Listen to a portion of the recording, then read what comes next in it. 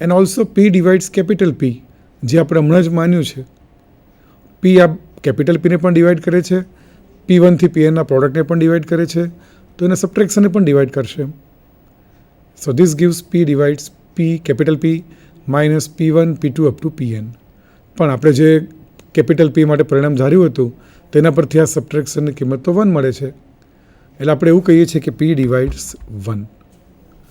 But the only positive divisor of 1 is 1 it self.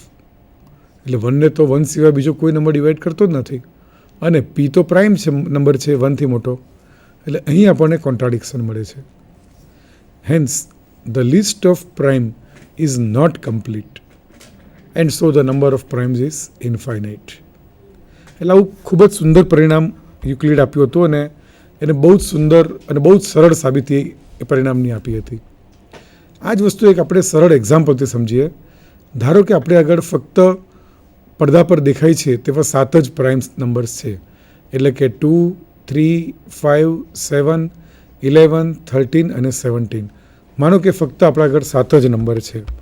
હવે આપણે જે P ડિફાઇન કર્યો તે પ્રમાણે લઈએ તો કેપિટલ P આ બધાનો ગુણાકાર લઈએ, એટલે કે 2 into 3 into up to 17 plus 1 લઈએ. પછી તો એ P પ્લસ 1ની જે P લઈએ છીએ તે 510 આવે છે, આ બધાનો ગુણાકાર, અને એમાં પછી 1 ઉમેરીએ તો 510 આવે છે.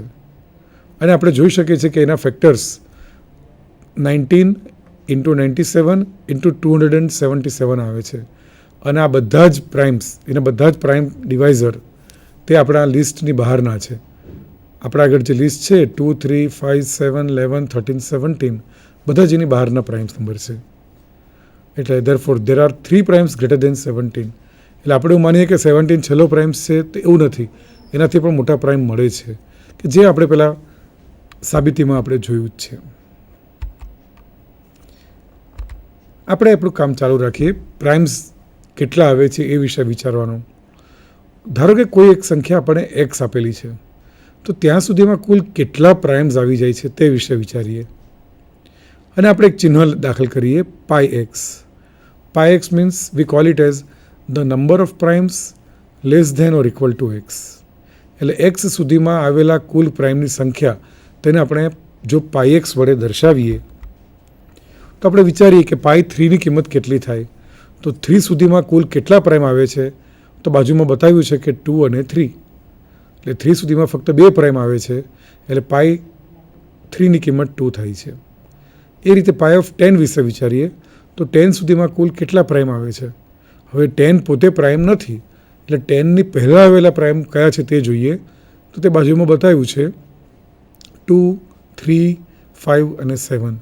એટલે 10 સુધીમાં કુલ 4 પ્રાઇમ્સ આવે છે, એટલે π ઓફ 10ની કિંમત 4 થાય છે. હવે 1896માં હેડેમાર્ટ પોઇસને એક બહુ જ સુંદર અને બહુ જ અગત્યનું પરિણામ આપ્યું હતું, જેને પ્રાઇમ નંબર થિયરમ તરીકે ઓળખાય છે. The number of primes not exceeding x is asymptotic to x log x. બીજા શબ્દોમાં કહીએ તો it is approximately equal to x log x, જેને આપણે ચિહ્નમાં દર્શાવીએ છીએ πx, પછી એપ્રોક્સિમેટલી ઇક્વલ ટુનું ચિહ્ન છે x log x. એટલે આપેલી સંખ્યા કોઈ x હોય ત્યાં સુધીમાં કુલ કેટલા પ્રાઇમ આવી જાય, તો એની અંદાજિત કિંમત આપણને x log x જેવું મળે છે. આ જ પરિણામ વિશે જો વધુ ચેક કરીએ તો સૌથી નીચે આપેલું છે એવું એક પરિણામ મળે છે, જે πxની રેન્જ આપે છે. અહીંયા πn તરીકે લઈએ તો πn it is greater than integer part of n upon log n, log to the base e, and it is less than integer part of n upon log n minus 1.08366.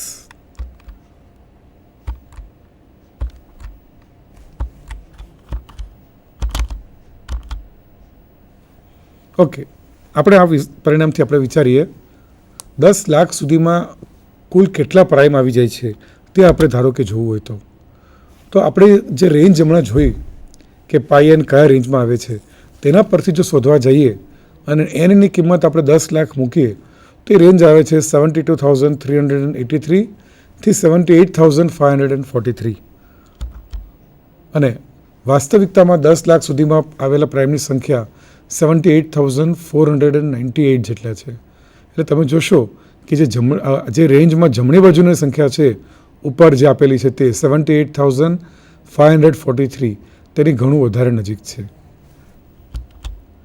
આ જ વસ્તુ એટલે આપણે હવે normally આપણે પાયનને જો આ રીતે લઈએ n/log n -1 તરીકે જો લેવા જઈએ 1.08ને બદલે 1 તરીકે, અને આપણે જો ટેબલમાં ચકાસીએ તો આપણે સૌથી પહેલે રોમાં આપણે જોઈએ 1000 n = 1000 લઈએ તો વાસ્તવિકતામાં જો જોવા જઈએ તો 1000 સુધીમાં કુલ 168 પ્રાઇમ આવી જાય છે.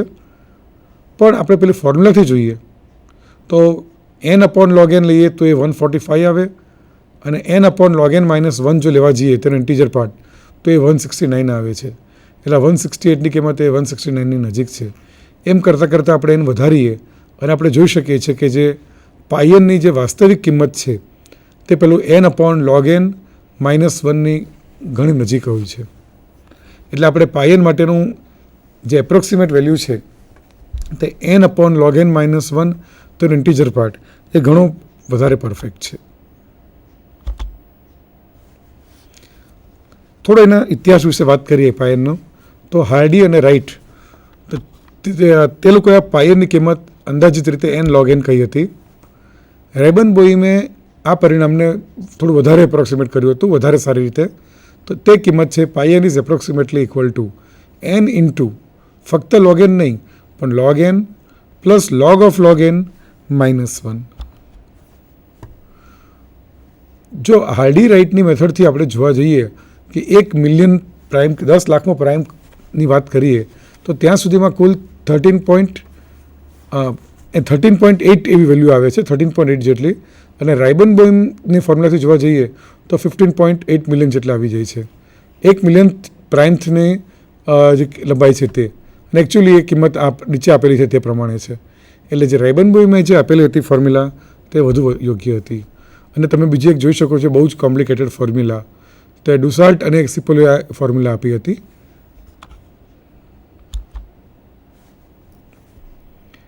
Okay, next. હવે કોઈ પણ સંખ્યા આપણને આપેલી હોય એ પ્રાઇમ હોય એની પ્રોબેબિલિટી કેટલી, એની સંભાવના કેટલી, તો આપણે જોઈ શકીએ છીએ કે probability of x being a prime number is 1/log x. એટલે આ પરિણામ પરથી જો જોવા જઈએ તો randomly choose a 1000 digit number, then આ ફોર્મ્યુલા પરથી આપણે શું કહી શકીએ, we can expect to test about log of 10⁻1000 numbers to decide primality of such number. અને આમાંથી અમુક નંબર્સ ઓછા કરીને પણ આપણે આ કામ થોડું સરળ કરી શકીએ છીએ.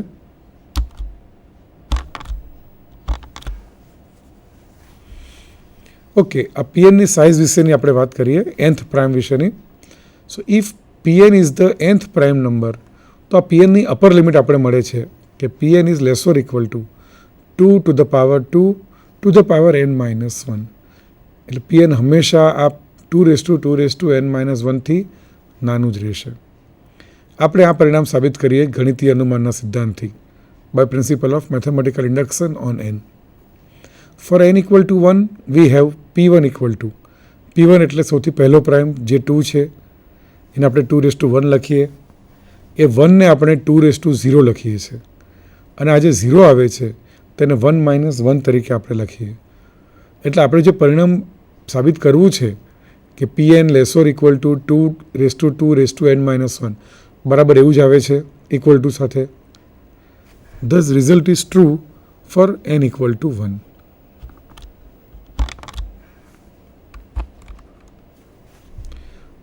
Now suppose the result is true for all integers up to n.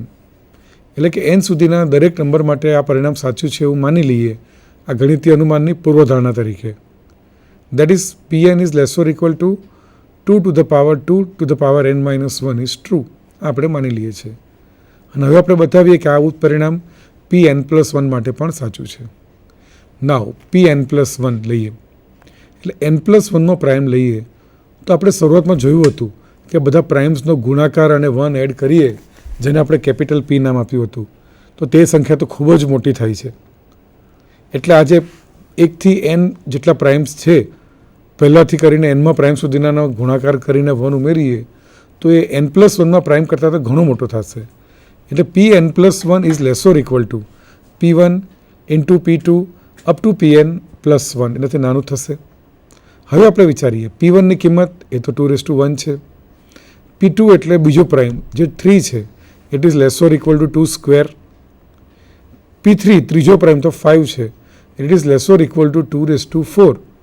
2⁴ની કિંમત 16 થાય છે અને આમ તો P3ની કિંમત 5 છે. એ રીતે P4 લેવા જઈએ, ચોથો પ્રાઇમ 7, અને it is less or equal to 2⁸. એમ કરતાં કરતાં જે એનમો પ્રાઇમ છે, it is less or equal to 2⁻2n−1, કે જે આપણી ધારણા છે.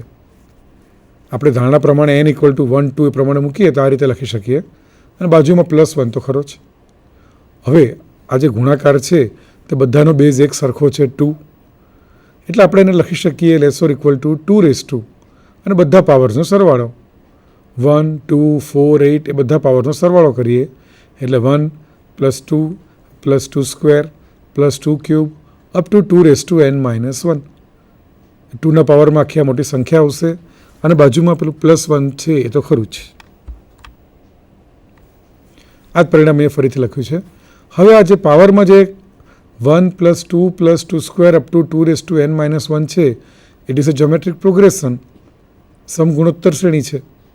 એ શ્રેણીની જો આપણે કિંમત લેવા જઈએ, આપણે જે ફોર્મ્યુલા જાણીએ છીએ કે a into r⁻n−1 upon r−1, A formula આપણે જાણીએ છીએ, જે તમે સ્કૂલમાં ભણી ગયા છો. એનો ઉપયોગ કરીએ તો આપણે કિંમત મળે છે કે 2⁻2n−1, અને પછી આખામાં +1 તો ખરો જ. એટલે આપણે શું બતાવ્યું કે Pn+1 is less or equal to 2 to the power 2⁻n−1 +1. પણ આ જે 1 છે તે તો હજી નાનો છે કોના કરતાં? તો 2⁻n−1 કરતાં નાનો જ થાય.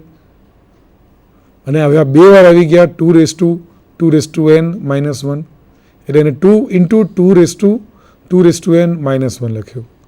એટલે હવે 2⁻1 છે અને બીજા 2⁻n−1 છે. એટલે આપણે ઇન્ડાઇસિસ પ્રમાણે પાવર્સનો સરવાળો કરીએ તો 1 અને -1 કેન્સલ થશે, અને આપણને મળે છે 2⁻2n, જેને આપણે લખીએ 2⁻, એટલે હવે છેલ્લું પરિણામ જોઈએ. Pn+1 less or equal two 2⁻n+1 -1. અને આપણે જે પરિણામ સાબિત કરવું હતું બરાબર એના જેવું જ પરિણામ છે, પણ એની જગ્યાએ n+1 આવેલું છે. And thus the result is true for n+1 also. And hence by the principle of mathematical induction we can say that Pn is less or equal to 2⁻2n−1 for all n belongs to set of natural numbers. હવે આપણે એક બીજું સુંદર પરિણામ જોઈએ, ફર્માસ theorem, ફર્માસ little theorem. ફર્મા એ આજથી 350 વર્ષ પહેલાં થઈ ગયેલો ગણિતશાસ્ત્રી હતો, અને એને ગણિતશાસ્ત્રમાં ઘણું બધું કામ કર્યું હતું. ગણિતશાસ્ત્રમાં અને ખાસ તો સંખ્યા ગણિતમાં ઘણા બધા સુંદર પરિણામો આપ્યા હતા. અને તેમાંનો એક ફર્માસ લાસ્ટ થિયરમ, તેના વિશે વાત કરીએ તો આજનો 1 કલાક પણ ઓછો પડે. પણ એ ફર્માના બધા પરિણામોમાંથી એક પરિણામ કે જે ફર્માસ લાસ્ટ થિયરમ તરીકે ઓળખાય છે, તો તેની સાબિતી આપણે જોઈએ ફર્માસ લિટલ થિયરમ તરીકે. If P is a prime and P does not divide A, then A to the power P-1 is congruent to 1 modulo P. અને બહુ જ સુંદર પરિણામ છે. સંખ્યા ગણિતમાં આ પાયાના સિદ્ધાંતોમાંનો એક સિદ્ધાંત કહેવાય છે. આ પરિણામને આપણે સાબિતી જોઈએ. Consider the first P-1 મલ્ટિપલ્સ of integer A. આપણે ઇન્ટીજર A આપણે આગળ છે, જેને P ડિવાઈડ નથી કરતું, તો એના સૌથી પહેલાં P-1 મલ્ટિપલ્સ લઈએ, એના મલ્ટિપલ્સ. That is A, twice A, thrice A, up to P-1 A. આ જે લિસ્ટ છે તે લિસ્ટને આપણે નંબર 1 આપીએ. Now P does not divide A, so it is clear that none of the integers in 1 are congruent to 0 mod P. જો P આમાંને કોઈને divide કરતું હોય તો કોંગ્રુઅન્ટ ટુ 0 થાય, પણ P તો એને ડિવાઈડ કરતું જ નથી, અને P A 1, 2, 3 up to P-1 તેમાંના કોઈને પણ ડિવાઈડ નહીં જ કરે. એટલે P આ જે લિસ્ટ 1માં જે ઇન્ટીજર્સ છે એમાંના કોઈને પણ ડિવાઈડ નહીં જ કરે, એ નક્કી થઈ ગયું.